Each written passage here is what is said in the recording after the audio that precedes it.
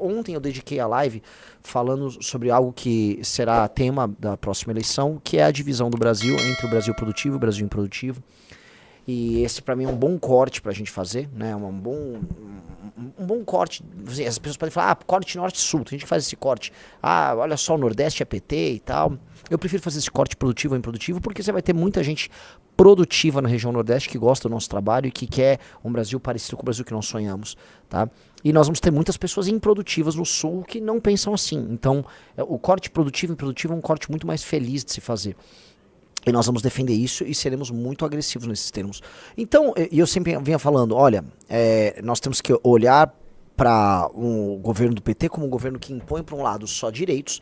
Então toma dinheiro, toma luz, toma gás, toma tudo. E, por outro lado, só deveres, imposto, novo supercomputador da Receita Federal. Qual é a novidade aqui que eu acho que a gente precisa colocar em perspectiva? O governo foi taxar mais uma vez, né? E aí eles tentaram fazer uma pintura. Qual é a história que eles iam contar? Eu vou taxar bancos e vou taxar também as bets, né? E aí era a historinha que eles iam dar a casca. A gente precisa entender que em tempos de redes sociais é muito difícil você fazer a manutenção dessas histórias sem a devida oposição. Ainda que é possível você, em parte, mobilizar seus militantes e tentar ir para enganação pura e simples. A real é que os petistas foram derrotados ontem, e aí a manobra que eles fizeram para não ficar com o dano, não só o dano da derrota em si, mas o dano de estarem taxando novamente a população, foi de que na verdade aquilo eram taxas para tentar mitigar o efeito negativo que as bets têm na sociedade, mas que Kim Kataguiri não deixou. Houve, né, aquele cara, eu tenho que ser muito cuidadoso nas coisas que eu falo, mas saiba que eu tenho uma opinião sobre o sujeito do jornalismo Vando, né, que é, né, eu tenho uma opinião, né, tenho uma opinião sobre esse sujeito. E ele foi lá correr pra, o Kim Kataguiri, Betts, o que é fake news pura e simples. Eu preciso repetir aqui, isso aí é fake news, ó. O deputado Kim Kataguiri do MBL é a favor da legalização dos partidos nazistas, mas é contra a taxação das bets. Ele mentiu 2 vezes, né? E ao mentir 2 vezes, ele vai ter que encarar aí suas declarações estúpidas, né? As consequências das suas declarações estúpidas. Mas a real é que, assim, a mentira, ela não dura 1 segundo. Porque, põe na tela, senhor Rafa Almeida Riso. Relator da MP alternativa ao IOF retira aumento de tributação de bets e a arrecadação prevista deve cair 3 bi em 2026. Quem é a pessoa que relatou o MP e retirou a tributação das bets? Eu vou repetir a pergunta, Riso. Quem é este cara que está na foto? Vocês devem saber. A foto, o cara é famoso. Não é exatamente a pessoa mais famosa do mundo, mas quem está na política sabe quem é. Começa com Los Zaratini. Carlos Zaratini, do PT. Quem retirou a tributação foi o Carlos Zaratini do PT. E aí vem esses sujeitinhos, né? Esses jornalismo Wanda, esses influencers picaretas que a esquerda petista dispõe pra ficar metendo essa. E nesse sentido, eu só preciso lembrar pra vocês que eles em absolutamente nada, diferem em termos da tosquice, que eu não tô falando da má intenção, tô falando da tosquice que um bolsonarista tem. Porque o esquerdista tenta fingir, né, que ele é aguerrido, tal qual é o bolsonarismo, mas que ele não é tão tosco, que a tia do Zap e os influenciadores jornalistas bolsonaristas, que eles são muito rudes. Eles não mentem quando dizem que o bolsonarista é rude.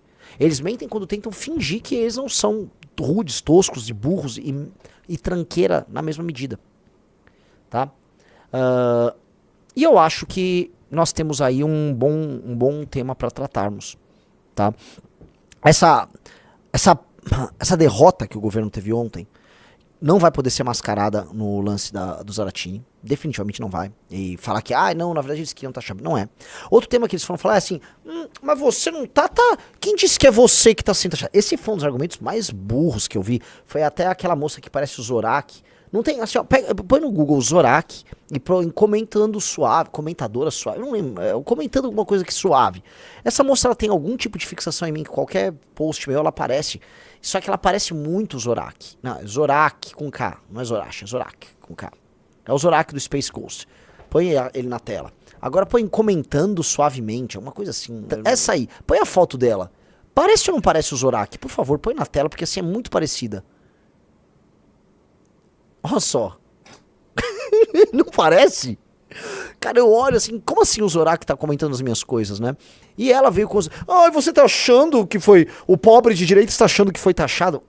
E assim, sério, em pleno 2026, 2025, né? Tô até perdido aqui.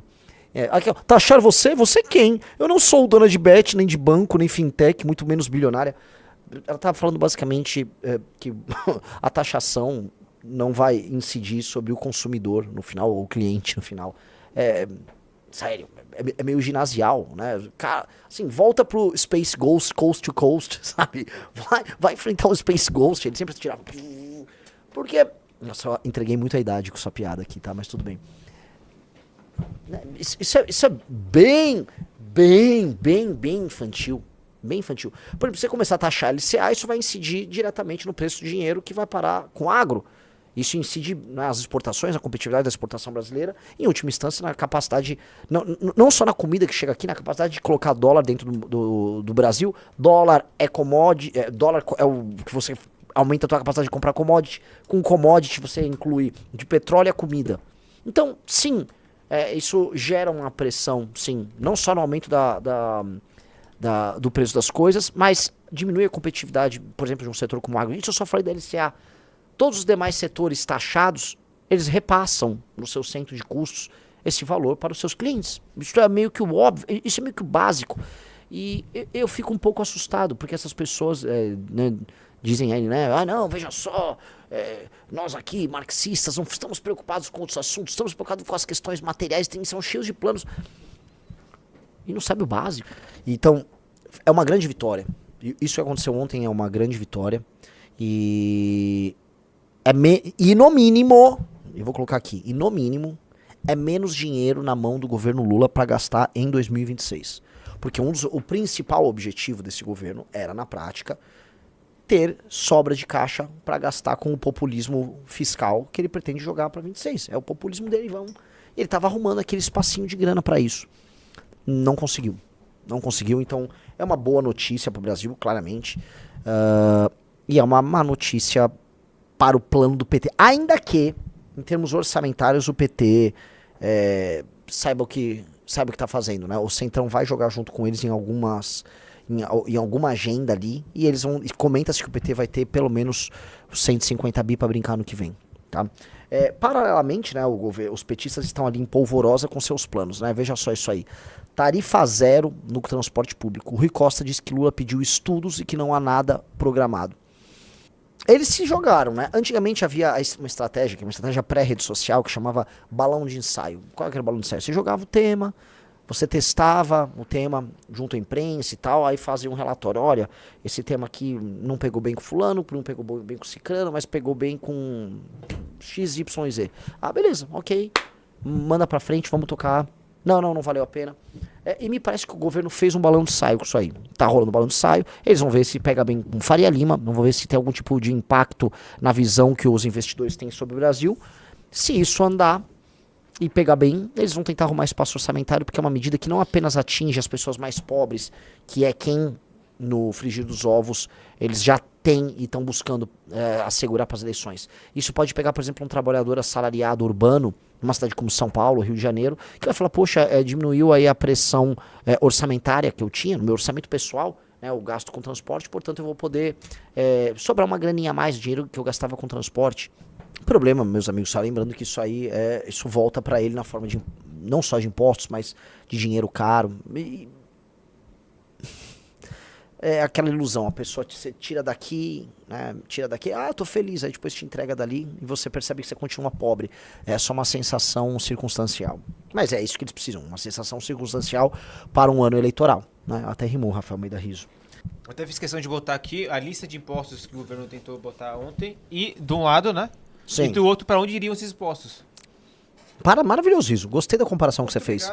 É isso. Aqui de um lado, tá, pro Brasil que trabalha e produz, toma ele taxa. E do outro, joga o dinheiro aí na base. Joga o dinheiro na base. Que é o modelo de compra de votos. E é muito legal que assim, o PT sequer tá disfarçando. É só compra de votos pura e simples. É só a linguagem da compra de votos, é só o método da compra de votos. É o Brasil da compra de votos. Cara, isso faliu. Isso como modelo político é uma piada.